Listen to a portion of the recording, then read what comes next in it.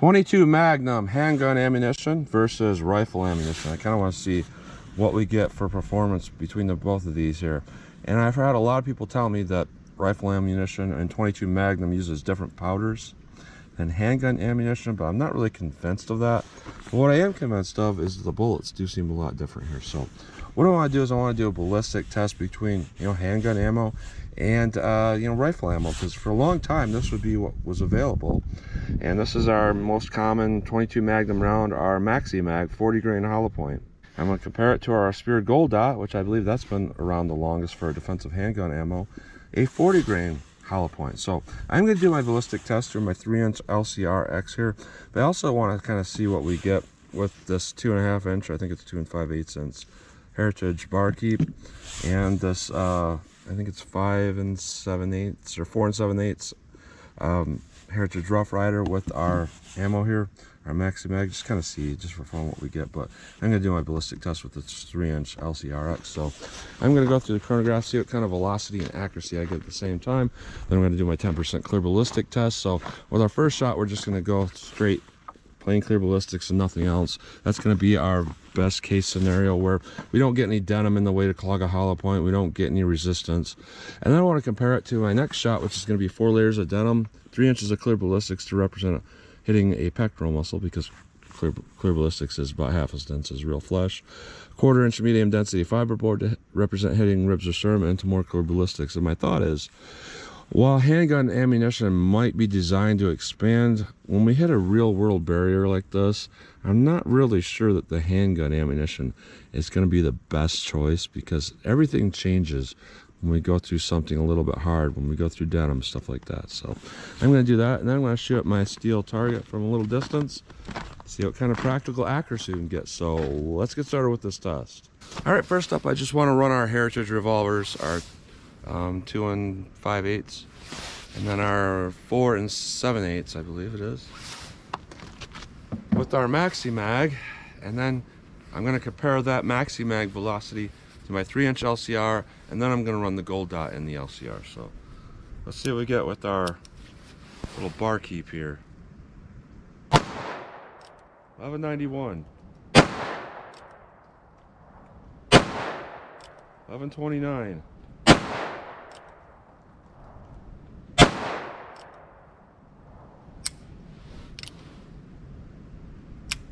Alright, as you can see there, I always have a little bit of issue getting reads with the chronograph with 22. Generally don't have a huge problem with other stuff, so let me switch on to our little bit longer barrel Heritage, see how that compares. Alright, our longer barrel Heritage Rough Rider, see how this does. 1141, 1131, 1093, 1111. Alright, so we did not get an increase in velocity, even going to this barrel that's almost 5 inches long. Let's compare that to our 3-inch barrel Ruger LCR.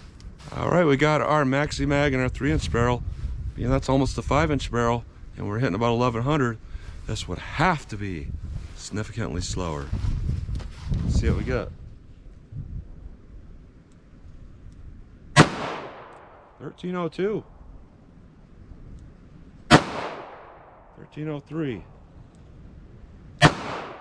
1352, 1329, 1292.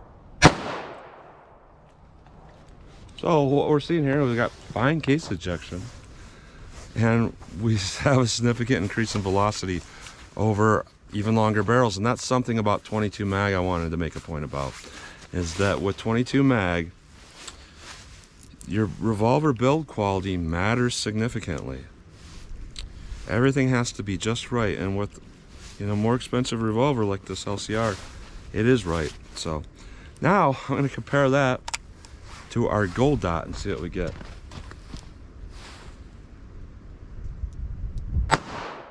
1231, 1254, 1216, 1229, 1205, 1168. So we definitely had more power with that that Maxi-Mag than we did with stuff that was made for handguns. So for the people that are telling me that the powders for handgun rounds are better to make them go faster, it doesn't seem quite right to me. So let's hit our ballistics gel block with these different rounds with our gold dot and our Maxi-Mag out of this gun and see how they compare. Interesting note about this ammo is they both have the CCI logo on the back, which makes sense. Obviously Speer owns CCI and all of that. So let's go through our plain clear ballistics with our gold dot first. Then after that we're going to run our Maxi-Mag and we'll see how they compare. So gold dot Maxi-Mag, here we go. Let's go take a look.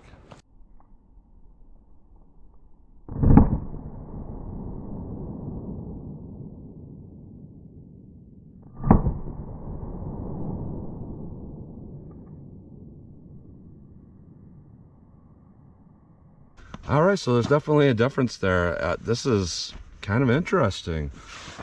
With our gold dot, we got adequate penetration, and it does look like we got expansion, but we got about 13.5 inches of penetration, and it looks as if, you know, we got expansion, but there's not a whole lot of damage in there. With our Maxi-Mag, I don't think we got expansion, but it looks like we potentially got tumbling, which created a ton of damage. And we got up to about 17 inches of penetration. Honestly, if I had to pick one of these right now for self-defense on this handgun, I'm going to pick that Maxi-Mag. I don't care what it shows for expansion. I care what it gets for penetration, and I care what I'm seeing right now for the damage. So let's try that same thing through our denim and MDF and see how they compare. All right, I'm going to try to place these shots in a way we can see them really well. So first up, our gold dot. How this does, and let's try our Maxi-Mag now. Let's go take a look.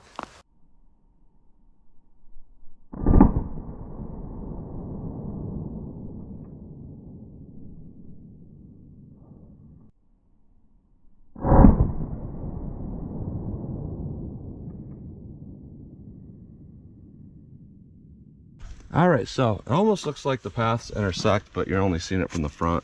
When I look from higher up, they're not. But what we're seeing here is interesting. You know, none of them expanded, and we can see a difference based on that little bit of extra energy we got going on. So both had about equal damage. It almost looks like the gold dot has more, but if you actually look at it from a different angle, you're only seeing it, you know, flat ways. If you take it and you look at it from top ways here, you know, well, it does show a pretty good amount of damage more. So I'm gonna say right there, just judging by that, what we got is slightly more damage with our gold dot, but our penetration is at about 14.5 inches. Our Maxi-Mag is about 15.5 inches. So, you know, both of those I would say are doing pretty equally well. But you know, for me personally, I would take the little extra amount of penetration, because that's comparable more to like a 9mm penetration, stuff like that. And you know, it's not a huge amount different. You know, I'm going to say both in our real world did pretty well. So now let me shoot. I want to do 12 yards. I want to do some quick shooting with my double action here, and just kind of see if there's a difference. All right, about 12 yards from the target. Just want to pull up. See if I can get a double tap. First up is our gold dot. So let me see what happens if I try to just get a good sight picture and pop off a couple. Either a double tap or a controlled pair, however it comes out. So here we go, gold dot. All right. Let me try 3 on target. Try for a headshot. All right. Case ejection's great. Very low recoil. That is something I thought I noticed at first when I was doing the chronograph and ballistic testing. Maybe the gold dot has a little bit less recoil. I mean, it would have to, because it's a little bit less powerful.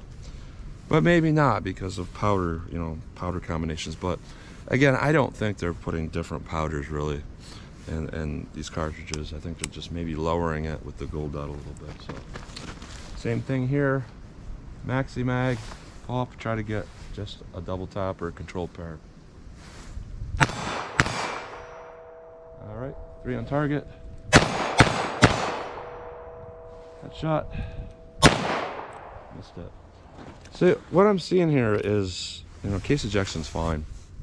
What I'm seeing here is that our recoil is just a tad more with our Maxi-Mag, but it's so little of an amount more that you almost can't count it. It's extremely low on all of them. But with our gold dot, it did seem like, you know, it did pretty well. I mean, it beat the Maxi-Mag at this test. So now I got some rounds left over of those Maxi-Mags. Like I always like to do 75 yards for fun. Why not? You know, I'd rather have the skill and not need it than need the skill and not have it. So let me shoot from some distance. All right, 75 yards. First round here's a gold dot, and the rest of them are the Maxi-Mags. So see if I can hit with this gold dot.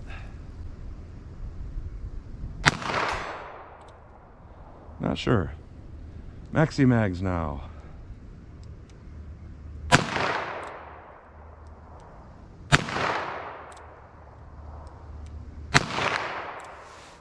Not sure where these are hitting. I know I'm pulling smooth, so I shouldn't be missing on that account. And I think they're just hitting somewhere else, from what I can tell.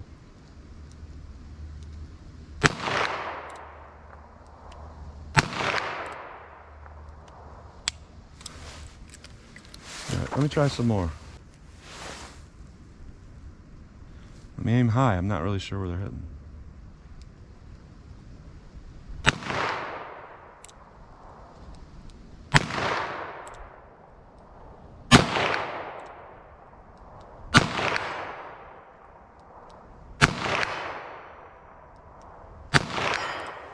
All right, so I think what's going on is either shooting significantly to the right or to the left, because I held off the target to the right that time and I thought I could hear some hits.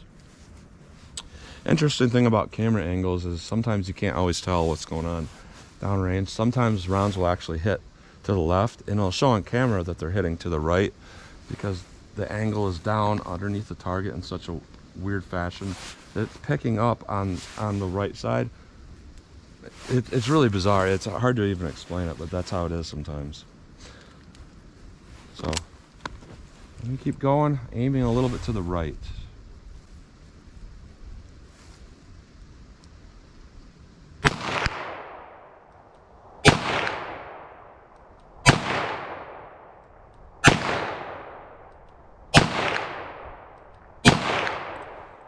I can't tell if I'm hitting or not. Let me move up to 50 yards. These are moving so fast and they hit with so little energy that it's really hard to tell sometimes. You know, it's not as fun as shooting a 45. Takes a minute and then you hear a big bang hit that steel.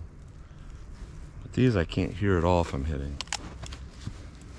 50 yards, see what I can do.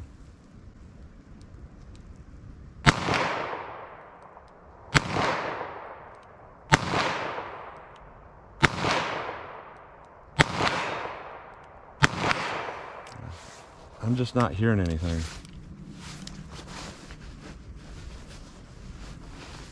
But I think I was hitting. Got a couple rounds left. Let me just aim at the head on that target. See what I can get. This revolver is getting kind of sticky. Aim a little bit high, headshot.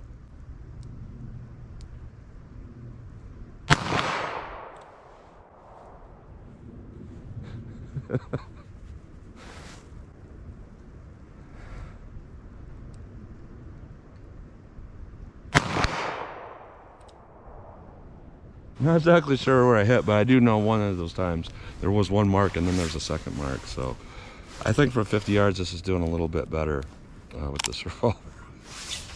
So overall, you know, my target stuff, other than at 12 yards, the rest of it's just for fun. So don't count my 50 yard and my 75 yard planking around. You know, I don't necessarily have a lot of time to do my own planking, so I do it when I film. But what I'm seeing here though, with our ballistic performance, is, you know, I'm not seeing a drastic difference here, because when we go through our real world test, our scenario, what I'm seeing is I would rather have that Maxi-Mag, because neither of them are gonna expand at that point, and our Maxi-Mag is gonna hit a little harder and it's going to go a little deeper. I'd rather have that.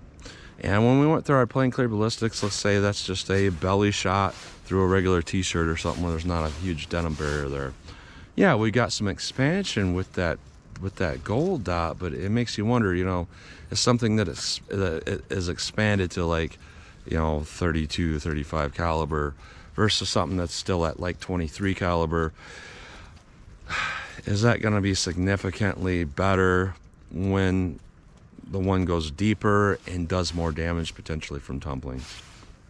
Not really sure on that question, but what I'm gonna say here is I'm not necessarily seeing at this point, at least with gold dot, that, you know, handgun ammo is better than the rifle ammo in a handgun. So that's what you get today with this test. So as always, comment, share, and like, and thanks for watching.